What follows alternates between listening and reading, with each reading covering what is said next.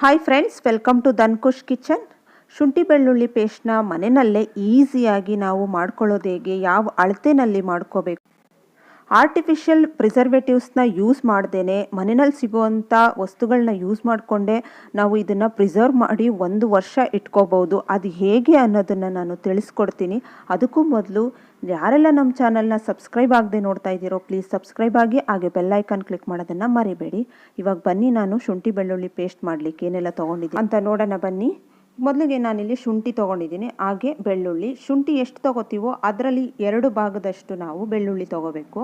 ಹಾಗೆ ವಿನಿಗರ್ 2 ಸ್ಪೂನಷ್ಟು vinegar, 3 spoon cooking oil, ಹಾಗೆ ಕಲ್ಲುಪ್ಪು, ಅರಿಶಿನ. ಕಲ್ಲುಪ್ಪು, ಅರಿಶಿನ ಮತ್ತು ವಿನಿಗರ್ ಇದು 3 ಕೂಡ ನಮಗೆ ಪ್ರಿಸರ್ವೇಟಿವ್ಸ್ ಥರ ಯೂಸ್ ಆಗುತ್ತೆ. ಹಾಗೆ ನಾವು ಇಲ್ಲಿ ವಿನಿಗರ್ ಮತ್ತು ಆಯಿಲ್ ಎರಡನ್ನೂ ಕೂಡ ನಾವು ನೋಡಿಕೊಂಡು ಯೂಸ್ ಮಾಡ್ಕೋಬೋದು. ಇನ್ನೂ ಬೇಕಾದರೆ ಸೇರಿಸ್ಕೊಬೋದು. ಇವಾಗ ನಾನಿಲ್ಲೊಂದು ಜಾರ್ನ ತೊಗೊಂಡಿದ್ದೀನಿ, ಅದಕ್ಕೆ ಬೆಳ್ಳುಳ್ಳಿಗಳನ್ನ ಹಾಕ್ಕೊತಾ ಇದ್ದೀನಿ. 2 ಬೌಲ್ನಲ್ಲಿ ನಾನು ಬೆಳ್ಳುಳ್ಳಿ ತೊಗೊಂಡಿದ್ದೀನಿ, ಅದನ್ನು ಇದರಲ್ಲಿ ಹಾಕ್ಕೊತಾ ಇದ್ದೀನಿ.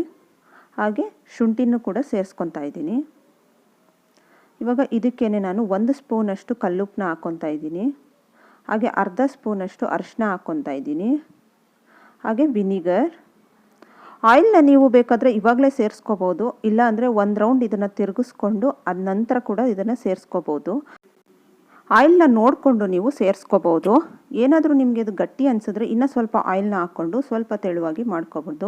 ಈ ರೀತಿ ಕನ್ಸಿಸ್ಟೆನ್ಸಿ ಇರಬೇಕು, ಈ ರೀತಿ ಇದ್ದರೆ ಕರೆಕ್ಟ್ ಅಂತೇಳಿ. ನೋಡಿ, ಇದನ್ನು ನೀವು 1 ವರ್ಷ ಸ್ಟೋರ್ ಮಾಡಿ ಇಟ್ಕೋಬೋದು. ಫ್ರಿಜ್ನಲ್ಲಿ ನೀವು ಇದನ್ನು 1 ವರ್ಷ ಸ್ಟೋರ್ ಮಾಡ್ಬೋದು.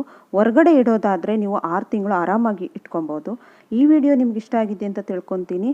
Thank you for watching.